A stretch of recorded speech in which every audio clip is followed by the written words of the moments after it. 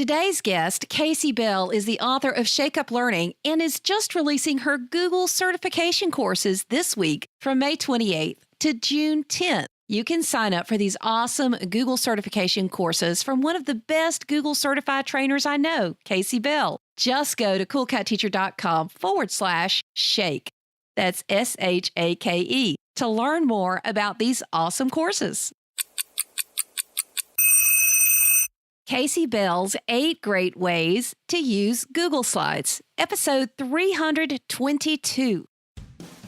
The 10-Minute Teacher Podcast with Vicki Davis.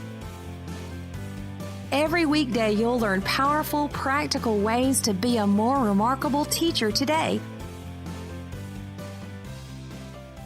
Today, we're talking with my friend Kasey Bell from Shake Up Learning, an author of Practical Ideas to Move Learning from Static to Dynamic. And Kasey, today we're going to talk about all of the cool things that we can do with Google Slides that we might not know that we could do. So what's your first thing that you see teachers get really excited about they can do on Google Slides? Well, honestly, I find myself referencing Google Slides all the time when a teacher asks me, hey, what app should I choose to do this? And pretty much it's the Swiss Army knife is what I call it. It can do so many things. And one of the first things that is really easy to do is to create an interactive table of contents. And so you can do that on, at the beginning of your slide deck. This might be a table of contents for an interactive lesson that you're creating for students, or you could be having a collaborative slide deck, and each of those links on the table of contents could actually link back to the student's individual slides so they don't end up using the wrong slide and they stay in their own little space. See, I love this because we're getting ready to use Google Slides for our app presentation, Shark Tank. And this way I could actually merge all the kids' slides together and then have each one as a link so I could go straight to the student's slides. Is that what I can do? Yes, exactly. It's just like a regular link. I use the keyboard shortcut Command K, and then you just drop down slides in this presentation and you choose a slide. So you link to the slide instead of an external link. Can you link inside within and link to other slides also? Yes, that's exactly what I meant. When you insert the link, you will be able to see the options to slides in this presentation, and you can choose which slide you want to link to. Oh, okay. Yeah, Simple. yeah. Now, some people are using Google Slides for more than just slides, aren't they? Absolutely. So one of the ways that I think is one of my favorites is creating an ebook inside Google Slides. And I have created several ebooks now inside Google Slides because when I try to do it in Docs, I pull my hair out.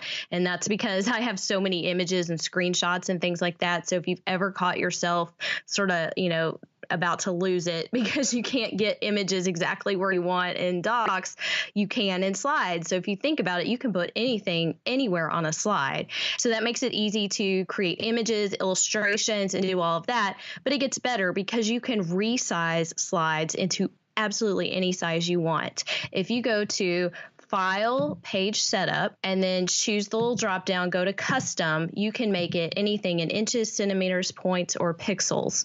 So I can create an 8.5 by 11 page size. So if I want it to look like a real book or possibly print it as a real book, and then you just go to Download As, and you can download it as a PDF. If you want to publish it as a PDF, publish it to the web and embed it on your website. I've seen lots of teachers picking this up and having their students publish their books, whether those are collaborative or individual or class books, and then they put those online. Ebooks are just such a powerful way for kids to share, and also gives them an authentic audience if you're adding it to their portfolio or sharing it with parents. Now, you have lots of tips for some cool things we can do inside Google Slides. Give us some of those. Yes. So there are also some new things called add-ons that we now have in Slides that we used to only have inside, Sheets and Forms and some of the other apps. So this is a little bit newer. So if you go to the menu, you can go to add-ons, get add-ons, and this continues to grow, but I have some favorites. And one of those is Pear Deck. Are you a fan of Pear Deck? I have a lot of friends who love it. So let's talk about it. So Pear Deck is a formative assessment tool. And so what they've now done is integrated their dashboard and their tool inside Slides. And when you run the add-on, you get a sidebar that pops up, and they have an entire template gallery of formative assessments you can use at the beginning of a lesson, in the middle of the lesson, and at the end of a lesson. These might be, like thumbs up, thumbs down. These might be having students draw to respond. You might be asking them questions, and they're completely editable. And then you can present that, and students can respond from any device. They're really handy, and everything I just mentioned, with the exception of the drawing, I think that's in the upgrade, but the rest of it's all in the free version. So I've never paid for Pear Deck, but I love it. I think it's a great little tool to mash up with Google Slides. Yes, and adding those formative assessments in and preparing for those. I mean, we should be checking for understanding pretty frequently. I think it's great to just have it built in. Now, are there some other add-ons you like? Yes, Icons by Noun Project is another favorite. And so you may have seen Icons, it's its own website where you can go get some really nice graphics for creating things like infographics or whatever it is that you're working on. You can get these icons, and they're usually Creative Commons license. So you have permission, and you do have to cite them. They do have a very specific way they need to be cited, but they're great. So now you can pull those into your slide projects that much easier. So that was a favorite. I also like Unsplash photos. So those high resolution stock photography types of photos that we can pull in. And those are actually fully usable and reusable within Google Slides. And so students can pull those and not have to worry about filtering for licensing and all of those types of things. Now, for add-ons to be available, does the Google Apps admin for your school have to go in and add it, or is this something teachers can just add on their own? They should be able to add on their own. I don't think add-ons are controlled by the panel, but I don't remember. I'm sure somebody listening will correct me if I'm wrong. For some reason, I think they're not, but there are some certain things that have been in the past. So it's a little tricky. I just didn't know if you know. Yeah. So if you have trouble, teacher, then do check with your admin and ask them to enable or add that. I had to ask myself, since I'm on my own admin, to enable the new Gmail features this past week because I wanted them. Well, now, a lot of people like to use video in their presentations. Do you have some tips for using video? Yes. So last year we got some pretty cool features added to videos inside Google Slides. Now, it's still YouTube or a video that exists inside Google Drive, but you can do a few things once you get it in there as well. So if you right click on the video itself and go to video options, or you can also see that in the contextual toolbar, but you'll see more options to make some adjustments to that video. So for instance, you can customize the video start time and end time. If you just want to use a clip, you don't have to go download it or open it in some fancy software to edit it down to just what you want to use. You can actually put it down to the second, exactly what you want to use inside that slide. One feature that I love to do is a lot of times when I'm presenting, I like the videos to play, but I don't actually want the noise. I just want it as background. Can you do anything with that? Yes. So that's one of the other features. You'll see there's a little checkbox in the video options. So if you want it to autoplay as soon as you switch slides, or if you want to mute the audio. And, at first when I saw the mute, I'm like, when am I going to use that? And I swear I used it like the next week because there was just something cool. I wanted the effect, or I wanted to be the narrator of the video in a live setting.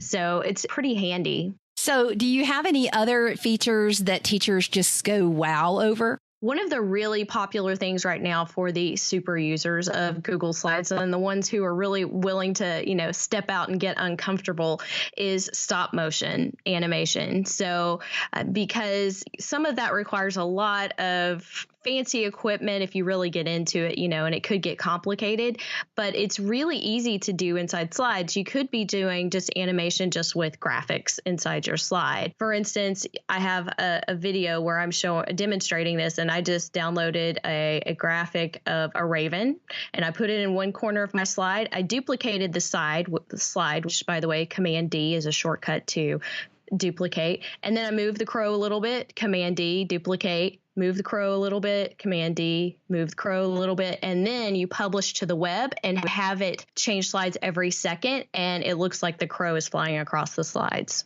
Oh, cute. And I guess you could even do a video capture, and then there you go. You got a cute little way to animate, don't you? That could be students taking pictures. I mean, they could actually be acting, something out with Legos or claymation or whatever, and taking pictures and moving those into slides and having it animate that way as well. So it can go from simple to pretty complex. So as we finish up, Kasey, I know that you really, and you've just mentioned it earlier in your book, you really talk about getting comfortable with being uncomfortable. And, a lot of as these features keep rolling out, as things keep changing, some folks with Google or getting familiar with Google Classroom or Google, they get a little bit nervous. Could you give us a 30-second pep talk about how to progress and advance using Google with our kids? Yes. So first of all, support.google.com is your best friend.